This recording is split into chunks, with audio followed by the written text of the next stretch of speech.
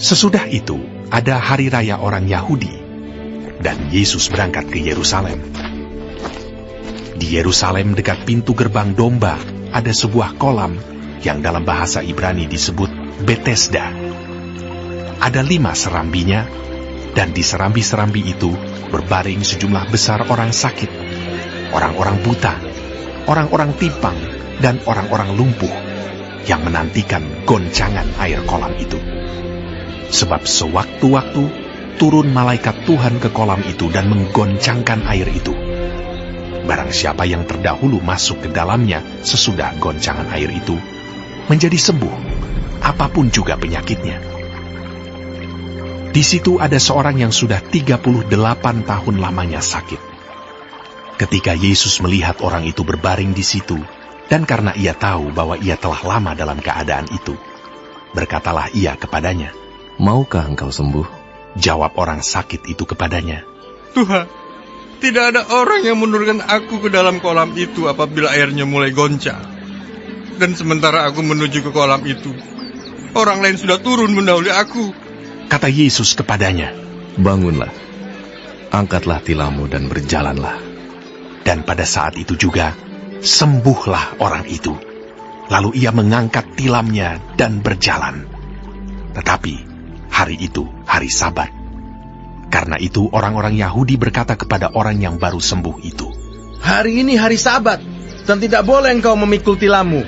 Akan tetapi ia menjawab mereka, "Orang yang telah menyembuhkan aku, dia yang mengatakan kepadaku, 'Angkatlah tilammu dan berjalanlah.'" Mereka bertanya kepadanya, "Siapakah orang itu yang berkata kepadamu, 'Angkatlah tilammu dan berjalanlah'?" Tetapi orang yang baru sembuh itu tidak tahu siapa orang itu, sebab Yesus telah menghilang ke tengah-tengah orang banyak di tempat itu. Kemudian Yesus bertemu dengan dia dalam bait Allah, lalu berkata kepadanya, "Engkau telah sembuh. Jangan berbuat dosa lagi, supaya padamu jangan terjadi yang lebih buruk." Orang itu keluar, lalu menceritakan kepada orang-orang Yahudi bahwa Yesuslah yang telah menyembuhkan dia. Dan karena itu orang-orang Yahudi berusaha menganiaya Yesus, karena ia melakukan hal-hal itu pada hari Sabat. Tetapi ia berkata kepada mereka, "Bapakku bekerja sampai sekarang, maka aku pun bekerja juga." Sebab itu orang-orang Yahudi lebih berusaha lagi untuk membunuhnya, bukan saja karena ia meniadakan hari Sabat, tetapi juga karena ia mengatakan bahwa Allah adalah Bapanya sendiri, dan dengan demikian menyamakan dirinya dengan Allah. Maka Yesus menjawab mereka, katanya, "Aku berkata kepadamu, sesungguhnya anak tidak dapat mengerjakan sesuatu dari dirinya sendiri, jikalau tidak ia melihat Bapa mengerjakannya. Sebab apa yang dikerjakan Bapa, itu juga yang dikerjakan anak. Sebab Bapa mengasihi anak, dan ia menunjukkan kepadanya segala sesuatu yang dikerjakannya sendiri. Bahkan ia akan menunjukkan kepadanya pekerjaan-pekerjaan yang lebih besar lagi daripada pekerjaan-pekerjaan itu, sehingga kamu menjadi heran. Sebab sama seperti Bapa membangkitkan orang-orang mati dan menghidupkannya, demikian juga anak menghidupkan barang siapa yang dikehendakinya.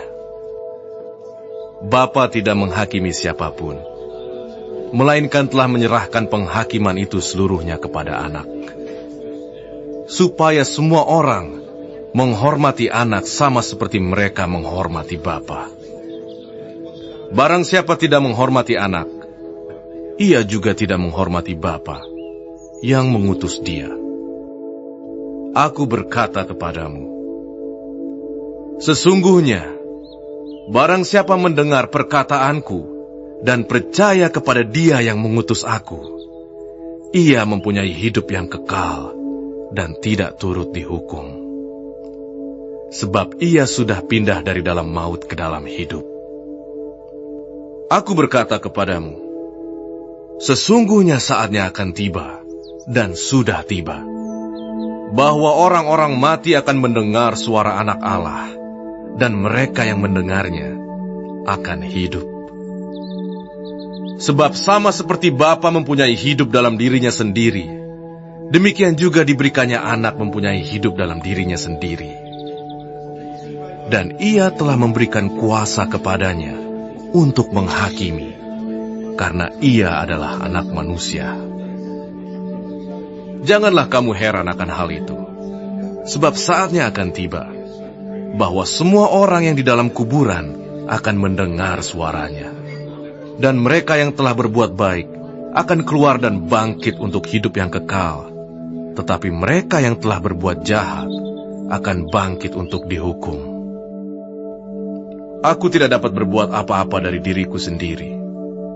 Aku menghakimi sesuai dengan apa yang aku dengar. Dan penghakimanku adil.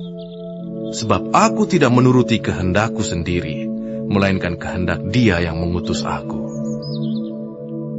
Kalau aku bersaksi tentang diriku sendiri, maka kesaksianku itu tidak benar. Ada yang lain yang bersaksi tentang aku, dan aku tahu bahwa kesaksian yang diberikannya tentang aku adalah benar. Kamu telah mengirim utusan kepada Yohanes, dan ia telah bersaksi tentang kebenaran. Tetapi aku tidak memerlukan kesaksian dari manusia. Namun aku mengatakan hal ini supaya kamu diselamatkan. Ia adalah pelita yang menyala dan yang bercahaya, dan kamu hanya mau menikmati seketika saja cahayanya itu. Tetapi aku mempunyai suatu kesaksian yang lebih penting daripada kesaksian Yohanes, yaitu segala pekerjaan yang diserahkan Bapa kepadaku, supaya aku melaksanakannya. Pekerjaan itu juga yang kukerjakan sekarang, dan itulah yang memberi kesaksian tentang aku, bahwa Bapa yang mengutus aku. Bapa yang mengutus aku, Dialah yang bersaksi tentang aku. Kamu tidak pernah mendengar suaranya, rupanya pun tidak pernah kamu lihat. Dan firman-Nya tidak menetap di dalam dirimu, sebab kamu tidak percaya kepada Dia yang diutusnya. Kamu menyelidiki kitab-kitab suci, sebab kamu menyangka bahwa olehnya kamu mempunyai hidup yang kekal. Tetapi walaupun kitab-kitab suci itu memberi kesaksian tentang aku, namun kamu tidak mau datang kepadaku untuk memperoleh hidup itu. Aku tidak memerlukan hormat dari manusia. Tetapi tentang kamu, memang aku tahu bahwa di dalam hatimu, kamu tidak mempunyai kasih akan Allah. Aku datang dalam nama Bapakku, dan kamu tidak menerima aku. Jikalau orang lain datang atas namanya sendiri, kamu akan menerima dia. Bagaimanakah kamu dapat percaya? Kamu yang menerima hormat seorang dari yang lain, dan yang tidak mencari hormat yang datang dari Allah yang Esa. Jangan kamu menyangka bahwa aku akan mendakwa kamu di hadapan Bapa. Yang mendakwa kamu adalah Musa, yaitu Musa yang kepadanya kamu menaruh pengharapanmu. Sebab jikalau kamu percaya kepada Musa, tentu kamu akan percaya juga kepadaku, sebab ia telah menulis tentang aku. Tetapi jikalau kamu tidak percaya akan apa yang ditulisnya, bagaimanakah kamu akan percaya akan apa yang kukatakan?